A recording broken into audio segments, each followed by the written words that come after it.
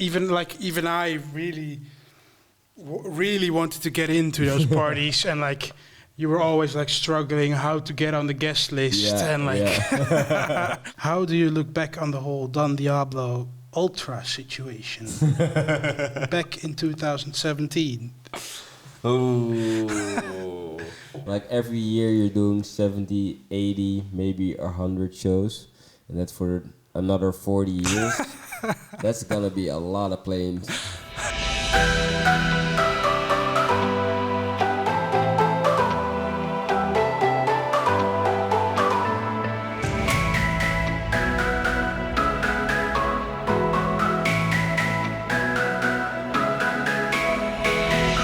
Welcome to Mylo Mansion, the podcast where I'll be talking to industry people, which could be DJs, producers, songwriters, tour managers, production managers, whatever. And we'll be just talking about life, music, Corona, probably, everything. So, And our guest for today is a good friend of mine, Gabian, who is... What is the title again? I'm a production manager for Don Diablo, and I'm a set designer / creative director for events in general. It's a mouthful. So actually, me and Gabian, we met, I think, must be, 7, 8 years ago now, when I started out DJing and you were throwing parties in Amsterdam, doing all kinds of stuff, also helping out with production and all that kind of stuff. Yeah, we literally grow up like in the scene together. Yeah. Like, every time we met, you were a step bigger and I was doing other stuff, and like it was always fun to hang out with you. So, yeah. Well, as usual, we'll be firing some questions at each other, which we both don't know. I haven't seen them, and he hasn't seen them, so must be exciting. Question 1. First of all, can you briefly explain to us what you do as a show director? Yes. So a show director for example, Don, I discuss beforehand and design what we're going to do during the show, lights-wise, pyrotechnics-wise, maybe a little bit of content-wise on the LED screens. And for example, for Don's last solo show in the Avas Live, we literally thought of every single moment of special effects or moments that the lights went off and the video just took over, or the video cuts off and lights took over.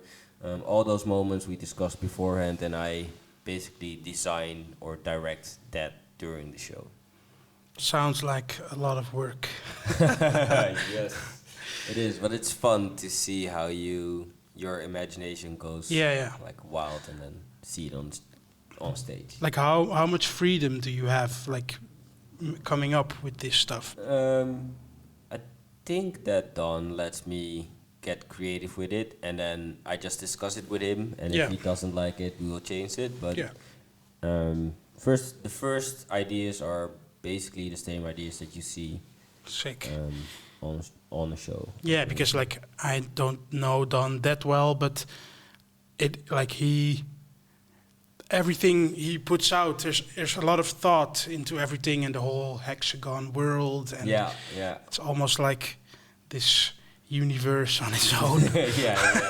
No, that's definitely true. It's he just really knows what he wants, and I think I have a good feel of how he thinks, and that we vibe really well together. So I almost always, not always, of course, get it right the first time. So sick. Yeah. So when was like, because I remember us like always meeting in like clubs. Clubs in Amsterdam. Yeah. When was like the first step for you really like going like international with? It was with Don, actually. I before that I did a lot of club shows and festivals here in Amsterdam, and then went outside of Amsterdam to Utrecht and all the other places, Eindhoven. And when I met with the team of Don, that was the first like international show I did, Sick. and then it just kept on growing. Yeah. Went to Alesso and all the other places. So, yeah. Yeah, I think people forget a lot, like of like the really big artists, like the top 10 guys, or maybe even top 20. Like, there's the DJ, and there's like It's there so happens so much on the background, like crew There's like and crew, everything, like especially like the top 5. How much people they bring sometimes. Yeah. That's insane. Like, yeah. I mean, me, I've seen it with Martin. yeah. That like his touring crew is sometimes like 10 or 15 people. Yeah, that's crazy. And like besides that, also like people in the office, and like Exactly. it's yeah. like a company. It really is a company, Yeah. and the brand is the DJ, but everything that goes on behind the screens is like sometimes it's like crazy. Yeah. Yeah. Yeah, there's like so many people involved. Cool, let's move on to another question. What they thought of for you. Let me see. Okay, what's the most fun and the most annoying moment you've experienced in your career? Fun and Most- annoying? Yeah, or let's do it separate. The most fun. Oof. It's always hard to pick from one of those many moments. I think.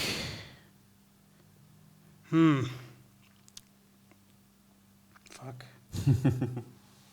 And it feels like everything's been so like it's like ages ago with this with Corona, whole like- pandemic. It feels like the times that we toured. That feels like 5 years ago. I think,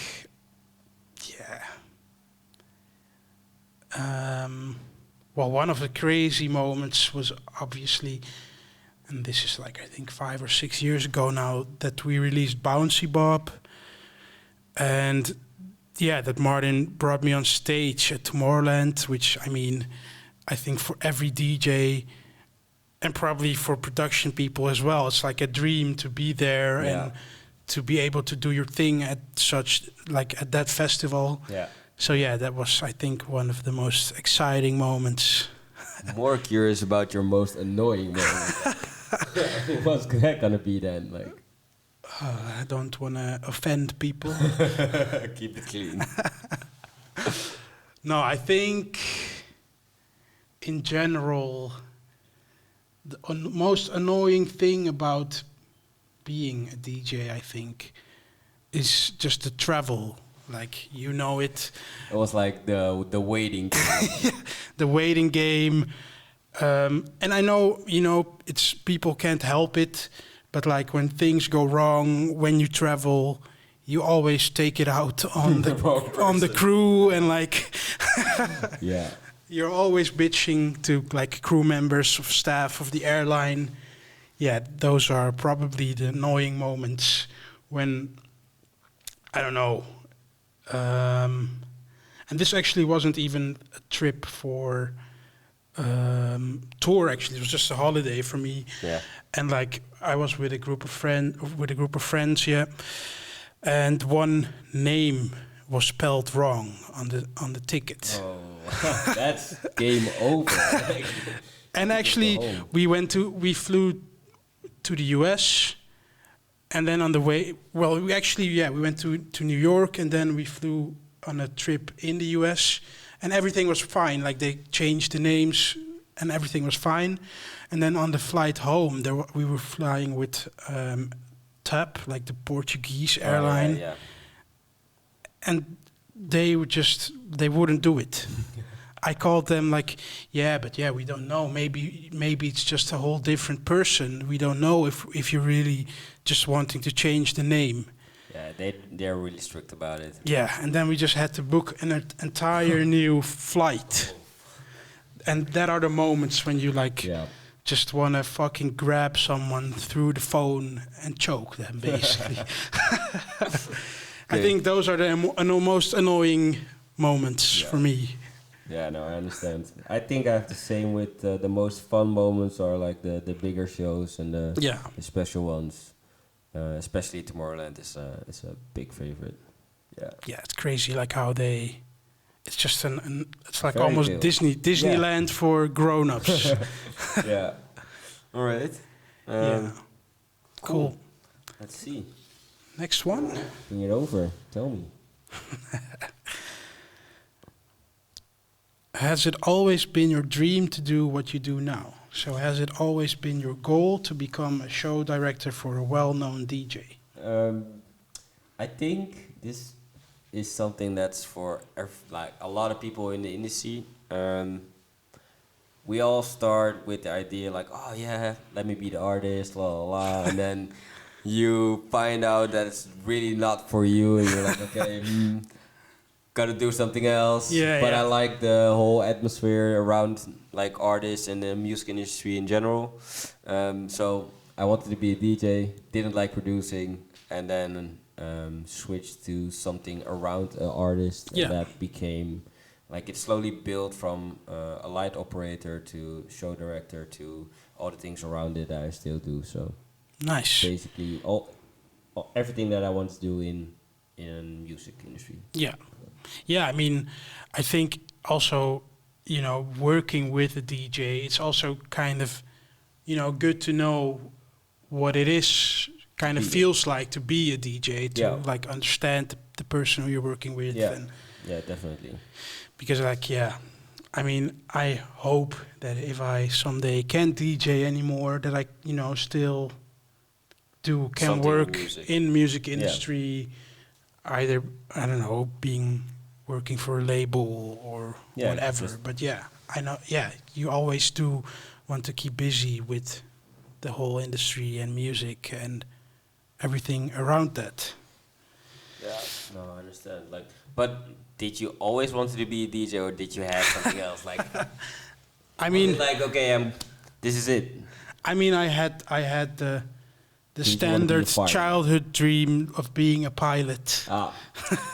We share that one, man. I had the same. Like, I started with being a pilot, and then Probably every boy, I think, at least. Yeah. Either wants to be a pilot or a police officer or fireman or what else do we have?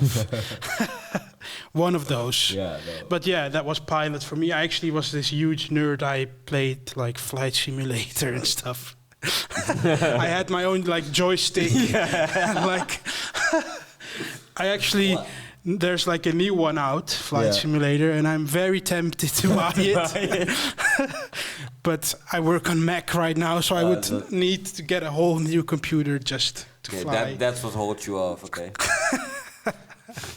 Nice. But it's going to be on Xbox, so maybe I need to buy an Xbox then. But you have a PlayStation, right, already? Yeah, I have a PlayStation now.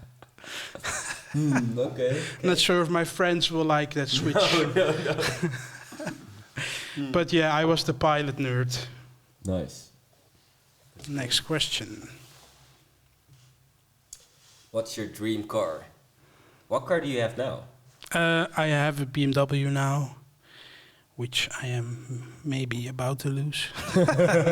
No, yeah, my lease contract is expiring, well, with the whole pandemic going on. Yeah, there's no need for a car now. No, I'll probably, I don't know, just be without a car and get a bike, maybe. Yeah, I don't know. It's just maybe not the smartest idea to get a new car right now. But my dream car, I am a big car fan, just so you guys know. I couldn't even pick one. Okay, top three. Top three. There's going to be a lot of BMW in it. So please sponsor me, BMW, if you hear this. Number one is probably going to be Lamborghini. Okay. Yeah, not BMW. And then 2 and 3. You start off wrong. Like, yeah, I start off wrong. By BMW, you start with Lamborghini. What's up? Then number 2 is probably BMW 8 Series. New M8? Yeah. And the number 3 is probably, I think, like an X5 or something. Yeah. Okay. Are you into cars? Yes, definitely. Yeah. Favorite car brand? BMW as well. Good friend. I already like this guy. Yeah, no, like it would be the M8 and then the 1 of 8, the first ones. That would be great. But In another life. One or day. the X7. Yeah, I I don't like know. big cars. The X7 is like too much. It's just too much. Yeah, no, I drive a SUV now, so I like to keep on going up. Makes sense. I feel like whenever I will ever drive an SUV, you never want to go back, probably. Yeah, that's it. For real. Like, it feels like you're like driving a tank. You can do everything. Like just go off the road and then. Yeah, I drove in a friend's like Range Rover Yeah. a couple weeks ago, and yeah, it's like you basically feel like the king of the road. Yeah, definitely. But yeah, I love to be, I don't know, low and sporty, kinda. I have a 1 Series now, and I don't know, it's just fun to just throw the car around. Yeah, I understand. Nice. But yeah, big car lover, and hopefully Corona goes away and I can have one again. Cool. Let's move on. Yeah.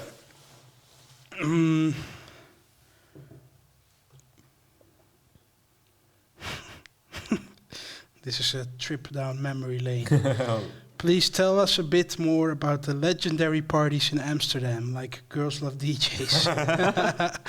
And does this and a lot of other parties where you showed up helped you in your further career? Nice.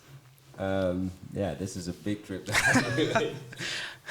I think that I can say that Girls of DJs and TikTok was probably where it all started for me for my career that I have now. Yeah. They gave me the opportunity to produce their events and get more in-depth knowledge about how to run an event and just make sure that everything is as the people that organizes want it to be. But those were great parties. I remember especially Girls Love DJs. Like, even I really wanted to get into those parties, and like you were always like struggling how to get on the guest list, and like I don't know, it was just like this, especially like when I was like 16, 17. Everybody wanted to be there, like the whole, everyone. It's crazy. Like everyone was like texting each other, hey, can you get guest list for tonight? Or do you know someone who I can text to get on the guest list? And it was just this legendary thing. I don't know why. Every second Saturday of the week of the month, it was like, okay, Girls of DJs is here. It's gonna be like crazy. Everybody was there. Like all the big artists, all the big football players, everybody just came down to party. So but definitely that's where it all started for me. I can say that, That's where it kind of started for me, experiencing, nightlife and like going out, and good times. Thinking about it now, I miss clubs. It's so much That's more for sure. intimate. Like you can, like especially for an artist, if you almost stand in the crowd. Yeah. Instead of like 4 meters high, 5-6 meters away. Yeah. And like, I remember like now how those techno parties are.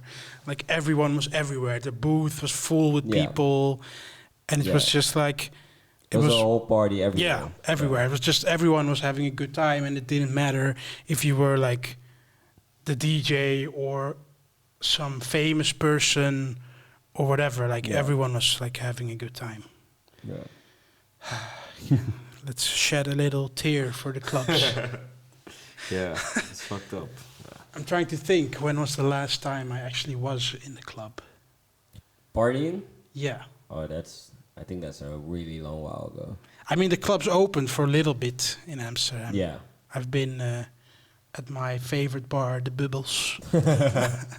I think but once. More a bar, like. It's not the same. That was like once or twice this summer. They opened up for like 2 months. Oh yeah. But in a real club, I think My last show was in February, end of February. Yeah, we did like a little run, Vegas, and Oh yeah. Those are that's the last thing then. yeah, I did Vegas and Fort Lauderdale. Yeah, yeah, that was like the last shows. Oh, was that what's the club name in Fort Lauderdale? Is that the Yeah, I big think you were supposed to do it with Don as well. Yeah, yeah. Or you did. I That's think the pool party pool thing. party, yeah, yeah. yeah. Nice. Nice. Yeah. All right. Yeah, it's fun how we like sometimes do run into each other. Yeah, at yeah. Of festivals. course, like whatever. It's like, Yeah. oh, well, are they here? Yeah, yeah. Cool. Nice, let's go. Yeah, it's fun. But yeah, what's been your last shows? Those were Brazil, Mexico, and then Fort Lauderdale, Boston, and LA, something like that. Brazil. Was I remember. Was that? Because I remember this show where we all were, and then you guys flew to South America after that. That's probably. Or was that Ultra last year? I don't know. No. No. I don't know. Trying to think.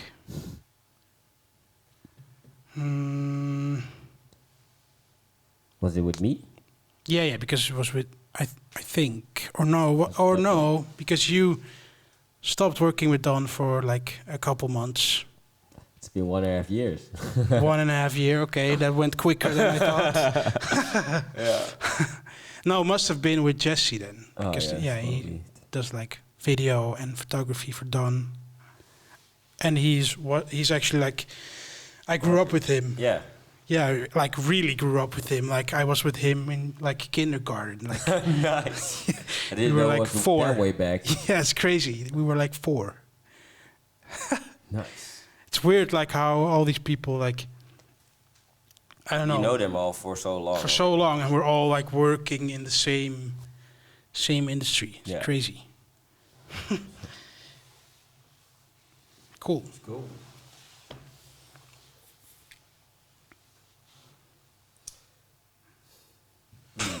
Okay. Okay, now we're gonna get it. Do you have the feeling that you have missed out on other things because of your career? I mean, I don't have the feeling. You just do, basically. Yeah. I mean, you miss out on birthdays. You miss out on, I don't know, just hanging, like special moments with your friends, like those kind of stuff. And I also sometimes think, now I do think that I didn't really miss out on that, but some people might think you do, like the whole, I've never been like a student or something. Yeah. I've never been to college. And I mean, I always heard from people, that's the best time of your life. But you can't, it's hard. You can't compare it. No, it is very different. You can't compare it at all. Like, there's not a lot of people that can say that they travel to True. 50 plus countries. Yeah, I'll pick that over college. But yeah, I mean, it's just the normal stuff, I think. Just, you know. Family and friends. Yeah, being away on your mom's birthday. That kind of stuff, basically. But anything else than that. But do you regret it? Would you do it otherwise? Probably not. That's fine. Definitely not. No. Sorry, Mom. Sorry, Mom. Luckily, she understands. Yeah, that's great. I don't know. There's just a dream is a dream, you know, and you have to go all the way to live it. And then when you really get to live it, you have to make the most of it, I guess. Do you feel like, do you have the same thing, touring? Yeah. It was hard sometimes that you're away for the special moments of others, like all your friends and celebrating your birthday in a plane. Always great. that kind of stuff. But in the end, when you get to your destination and you do the show, it all fades away. Like that's what you do. That's what you're here for. That's what you wanted to do, and you get the chance to do it. And not a lot of people chase their dreams as far as we do and get to,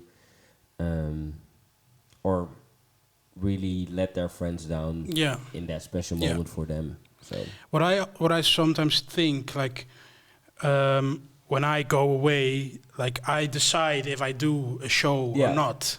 yeah, But for you, it's like the artist decides if if you guys are gonna do a show or not. And I mean, sometimes it feels like that's hard, maybe, to deal with. not for me. Like I can explain, like, or I have a moment that happened that I was at, I think my ex-girlfriend's mother's birthday, and I got a call like, hey, You were happy that you missed out on it. no, I got a call like, hey, some artist fell out and he canceled. We can maybe do the show, but we have to leave in like 20 minutes to get the plane and then do the show. So, do you want to go? I'm like, I'm at this birthday party, but give me 20 minutes or 10 minutes, I'll call you back. And we didn't do the show in the end, but those are the moments that you get to choose. Like, are you going to leave or are you going to stay? Yeah. And I will probably have left. But that's something you need to deal with, and I don't think a lot of people can or will or want to. No, because like, me thinking about it, I really loved. I mean, obviously, you pick if you go to a show or not. It's not like you're forced to join the artist, obviously, but you know, I love it that I have the control, you know, of like the whole schedule, and like if I don't want to do 10 shows in a row, I don't do 10 shows in a row.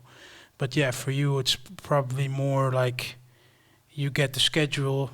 Hey, this is what we're gonna do. Okay, yeah, but it's a job, so you can, like, somebody else can turn up on Monday or start a job and say like, oh, I don't work Wednesdays, I don't work Friday afternoon. That's not how it works. So. Yeah, I'm probably a little bit spoiled. But yeah, you're true. Someone who has normal work. He has a normal schedule. Yeah, this is our schedule. Yeah, true. Makes sense. So. Like, how do you? Because I've seen some crews like also like fly ahead. Sometimes I don't know if you guys do that. It depends. Some shows it's easier to do it, so I will fly ahead and then he will come in later, the artist. Or some shows we fly together. It really depends on what's easier and what's necessary. Yeah. If it's like a smaller club show, I will probably fly with him. Yeah. And if it's a bigger show, I will be there one day in advance or something. And then you do all the hard work. Yes. And we DJs are, I don't know, chilling. It's always funny to see how, like, sometimes I'm stressed out and then he just comes in like, oh, how's your day? I'm like, I don't want to talk. Just like, hi, how are you doing? Cool, nice. Give me a hug and then just let it be. Yeah. Because I don't want to stress him out for something I already know that was not arranged before or whatever. So it's also a matter of like, what are you telling somebody in advance, and what can we discuss later on? Yeah. Because that was with you, I think, in India. Oh yes, yeah. That was around New Year's Eve, right? Oh yes, that was in December. We went to and you were there just waiting with me for like 3 hours. Yeah, because I was traveling by myself, and I mean, I wanted to do like a little sound check. I'm glad I did, because it was kind of a shit show. But yeah, I remember us waiting there for 3 hours because the crew of the festival wasn't even there. Yeah. Those moments happen. Yeah. Like, I went to Australia for 2 days for 2 separate shows at 2 different cities, and I didn't sleep. Like, you fly over for 48 hours, you're there for 36 on the ground. Yeah. And then you need to fly back. And I had a transfer flight to another city. And you just wake up and go. Yeah, it happens. That's what it is. Yeah. Sometimes I do think, like, why? But I don't know. I also love that about, like, the whole dynamic of just... Otherwise, it's really routine. it's always the same, and this just changes the dynamic, I think. So, yeah. Because like if we realistically think, I don't know, maybe with DJs it's different because we always do shows the whole year round, but maybe for like pop stars or something, like they do maybe one tour every 3, 4, 5 years. But that tour is like crazy. Yeah. Because I mean, it it's shows like every day. Yeah, true.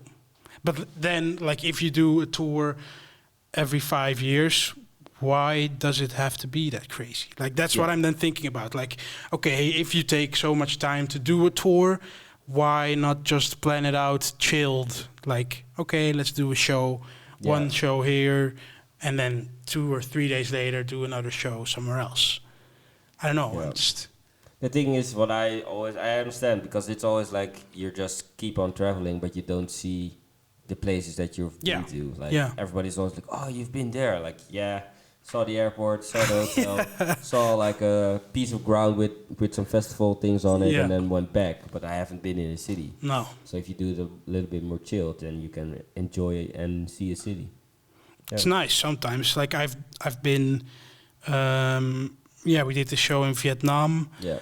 And this, I don't know why he was Dutch, but there was like this Dutch promoter. Nice. And well, actually, funny story. He used to sell, or he still does. He sells kitchens in Vietnam. What? And then at some point he was like, well, I mean, promoters there have a hard time bringing international artists there, and he had connections. So, well, why not have my own festival? Nice. And he was like super, super friendly. And like we flew in, I think 4 days early or 3 days early, and really got to explore. And he took us out, and like we went out and dinner and party and kind of explored. And then I realized like it's great to sometimes, I mean, not always, but sometimes really have that experience. Yeah.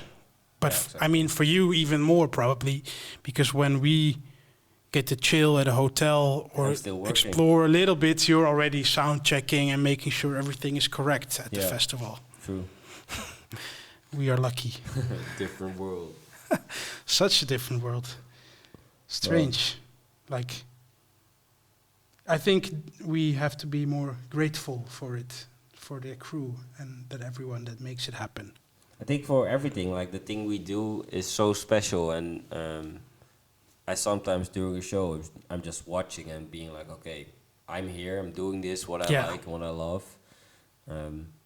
And I think sometimes we get too cocky and just keep on bitch about everything, and it's like, if you just keep on being a little bit more chilled sometimes, you will appreciate it way more. So. Yeah, because sometimes, I mean, I have that as well. Sometimes you're like, this one thing goes wrong, or I don't know, CO2 goes off at the wrong moment. All of those, like, I know, small things. In the bigger picture, it's small, but in the end, it's your show, it's your presentation. Of course, true. But then I do also think at the end of the night, did it make it a bad show, or did it make the night less fun? I mean, obviously, you want to be perfectionistic about things because, you want people to have the best experience and present yourself the best way. But in the end, did it really matter? Did people have less of a fun night because of it? Probably not. Yeah, true. It's maybe, True. Let's run one more question. So for people who are not Dutch, in Holland, you retire, probably it's going to be older, but now you're going to retire at the age of 67? I think it's all or is it older already? I don't know. In a lot of countries, you have to work until you die. In Holland, luckily, you don't. But can you do your job until you're 67? No.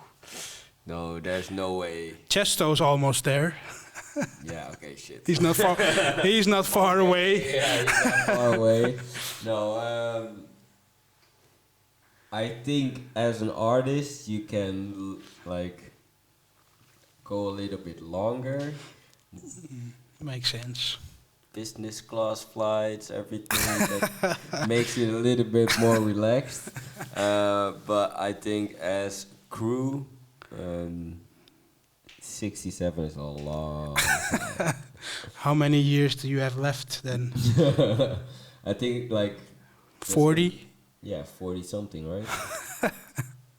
Yeah, so Well, that's lot of shows. that's a lot of shows. Like imagine, like every year you're doing 70, 80, maybe 100 shows, and that's for another 40 years.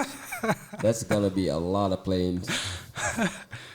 Good luck. I wish you good luck. So no, I will probably just change to something more in the creative side, and then just keep on doing that. So like, still designing shows, just Yeah. like from the studio. Yeah, and then just go on the bigger shows where Yeah. it's more likely that they need you for real than for the smaller shows. Yeah. Yeah, because like with show design, it's like it's very broad, right? It's Yeah. from like how the stage looks to like how the whole lighting is set up. Set up, like what moments the pyrotechnics go off, like till what emotion do you want to bring people with a certain special effect or light setting or whatever. So it's really diverse. Interesting. Sounds like I would be interested in this if I ever stop DJing.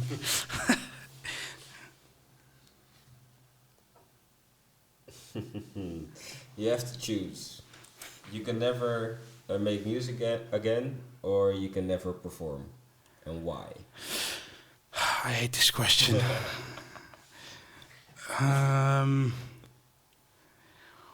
Yeah. This is hard because without producing music, you're probably not going to get to perform. Yes. But on the other hand, it's also easy because Calvin Harris doesn't do a lot of shows, but he still gets to make his music. I think, I started out DJing basically, and then at some point I realized like if I really want to, get successful in this, I will have to start make my own music. Yeah. So I think this is a hard one. No, I think I would probably go for making music, so not performing. And the reason why, I don't know, just a show obviously is very, very exciting and a lot of fun, and I love performing, I love DJing. But with us putting a song out, it's just almost like you're having a child, It's like this super personal thing. I don't know. It's like every song you do, and I mean, some songs you love more than other songs, obviously, but like with every song that I make, it's just like for that period of time in your life that you're working on that song, nothing else matters except for that song. Like you wake up thinking about the song and you go to bed thinking about the song and like, oh, maybe can I change this or do this, or would it be cool to have this singer or whatever. It's like there's so much more going on, and a show is just a show. Yeah, it's you 1 play, hour. it's 1 hour and then it's done. So yeah, probably making music. Yep, definitely. Haven't you had like the feeling with a show that after the show you're like, okay, like empty inside, just sitting in your hotel room all by yourself? Yeah, I mean maybe sometimes Gets lonely. it does, obviously. Yeah.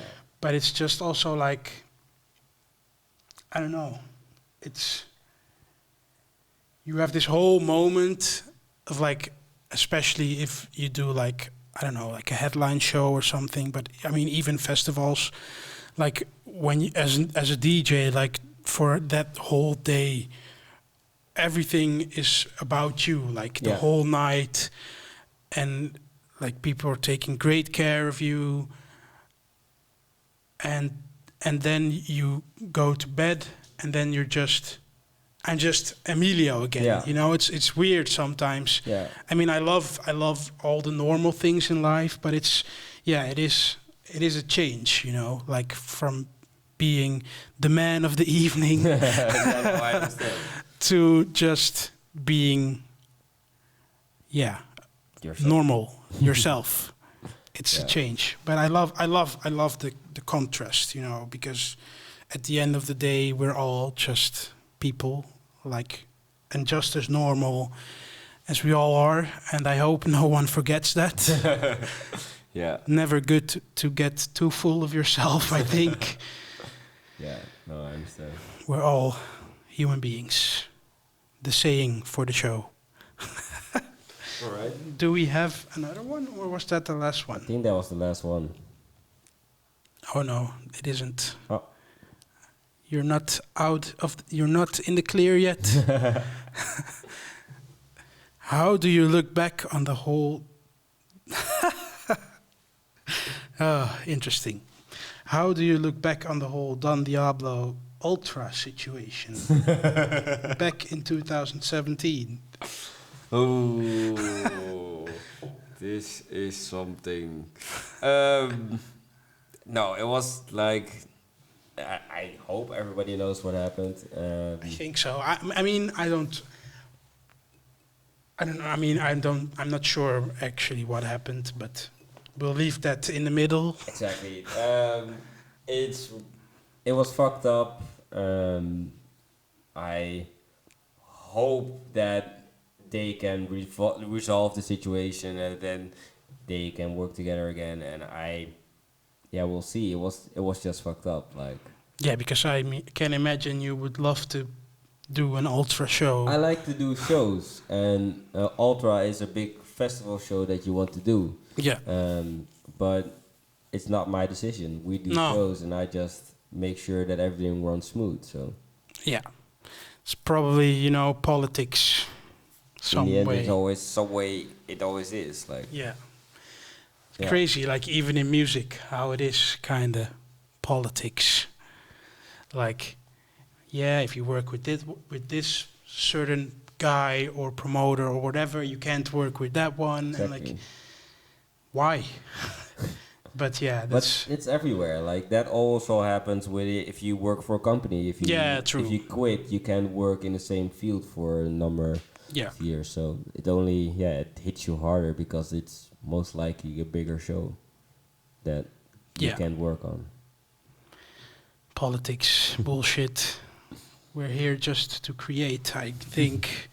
But some people aren't. And in the end, it's also business. Yeah.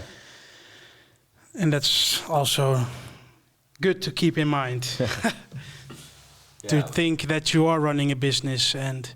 That's it. Like, you're still a brand. You're still a business. You still need to grow. And make more music. Yeah, true. Emilio. So I'm working on it. Well, thank you for coming in, and fun to have like this insights into production and what goes on behind the scenes. And I think for us DJs, we have to appreciate our crew and the people we work with. And both ways. So definitely. Thank you for coming in, man. No problem, man. Thanks for having me.